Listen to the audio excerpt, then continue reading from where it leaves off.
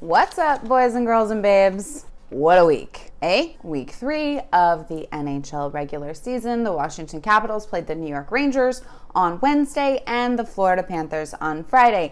And it sucked. First of all, Caps win 4-3 over the New York Rangers on Wednesday. Except that it was 4-3 to the New York Rangers. I thought the Rangers were rebuilding. That's what I was told. Isn't that what you were told? That's what I was told. They were in the second half of a back-to-back after playing to the shootout against the Colorado Avalanche the night before. And yet, at 6 minutes and 9 seconds into the first period, Mika Zibanejad, is that right? Scores a stupid, bouncy garbage goal. Guys, high danger chances. Hello? Stop it. The rest of the first period goes by with Braden Holtby having to make some 10-bell saves, but John Carlson ties it up 1-1 at 14:05 into the first with a set play off a face-off won by Nicholas Backstrom that is absolutely gorgeous. And we go to the first intermission with the game tied 1-1. In the second period, 2 minutes and 9 seconds into the second period, Brett Howden, who it's really getting me this year that when we play Atlantic and Metro opponents, I'm like, whomst the F is that? Who is this boy? Where did this hockey come from? Who is that? Who's Brett Howden? He goes off 2 minutes for tripping, and it's Alexander Ovechkin on the power play facing Henrik Lundqvist. So what happens? Nicholas Backstrom swings the puck to John Carlson, who puts it on a tee for Alexander Ovechkin. Caps are up 2-1. And then, I recognize that name. 12 minutes and 42 seconds into the second, Jimmy Vesey scores a garbage, bouncy, high-danger goal. Stop it! Sometime between this goal and the next, I want to give a big effing shout out to my new favorite house DJ, DJ Oos, one Mr. Christian Juice, who keeps the puck out of the Caps goal in spectacular fashion and then proceeds to just sit down on the ice. It was pulled that puck right off the goal line and then sat down on Jesper Fast's head. My tiniest defenseman. What a good boy. Speaking of Jesper Fast, I thought his name was Jasper Fest. Jesper Fast is his name, not Jasper Fest. Anyway, he goes off for interference, and again, it's Alexander Ovechkin facing Henrik Lundqvist on the power play, so it's in the back of the net. In fact, it looks exactly like the previous power play goal. They know it's coming. Always makes me smile. Caps are up 3-2 going into the second intermission. Wonderful. We come back for the third, and nothing happens for 10 whole minutes. Oh my Lord. Nathan Walker goes off for a holding penalty, and Chris Kreider tips in a power play goal. It is tied 3-3. So we're headed to overtime, and at least Todd Reardon does what I always wished Barry Trotz would do, which is just put Evgeny Kuznetsov out there. Just put him out there. Just put him out there. It's 3-on-3. Evgeny Kuznetsov should be playing.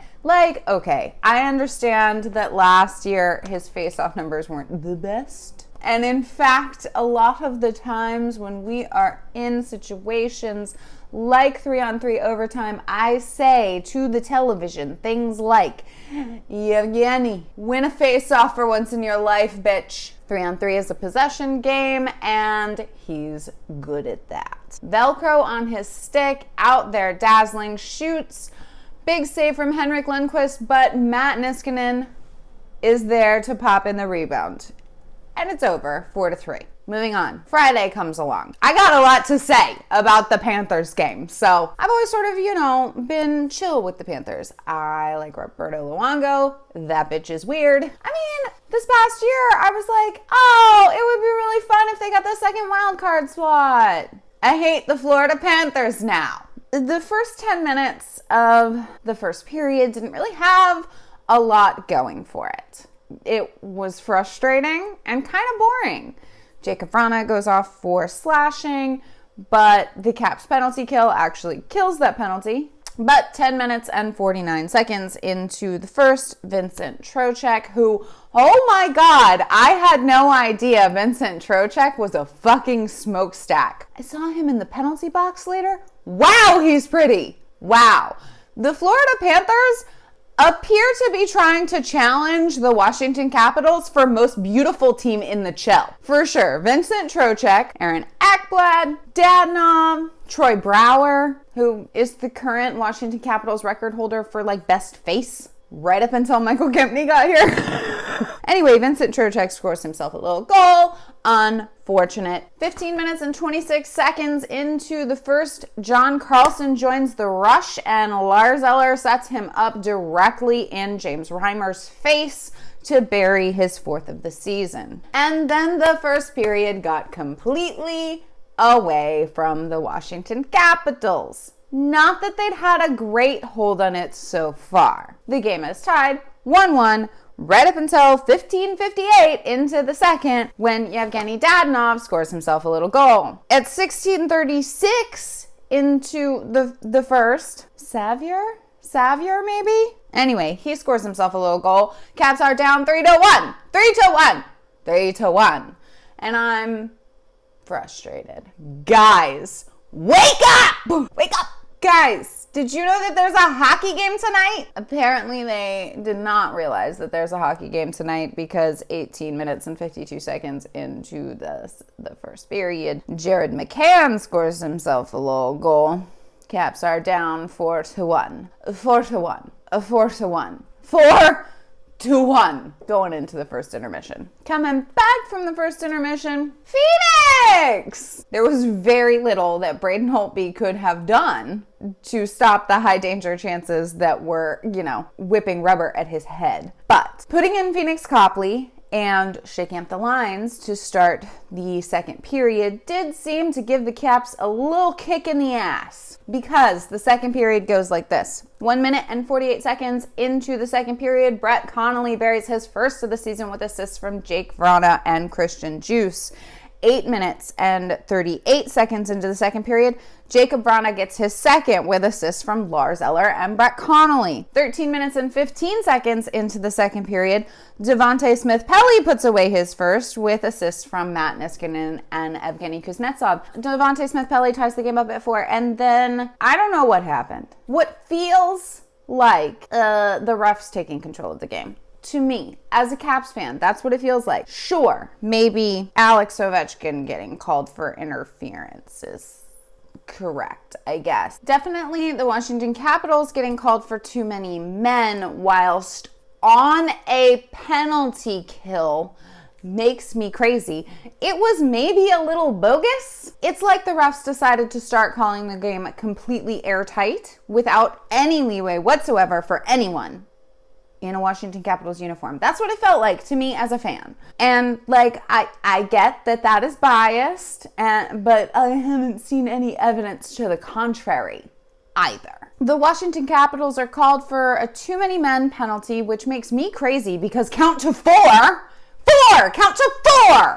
But also, Lars Eller gets on the ice and plays the puck while Nicholas Backstrom is halfway over the boards and just happens to still have his skate on the ice. I feel like this is a really subjective... Anyway, it's not like Backy was playing the puck. Oh my God. Anyway, whatever. And hands the Florida Panthers a 2-man advantage twice. Because while the Washington Capitals, Brett Connolly is still serving the too many men, but Alex Ovechkin's interference penalty has expired. Yevgeny Kuznetsov says something to a referee. Probably, man, drop the fucking puck. But it puts him in the penalty box for 2 minutes. Babe, I love Evgeny Kuznetsov on the penalty kill. Love it.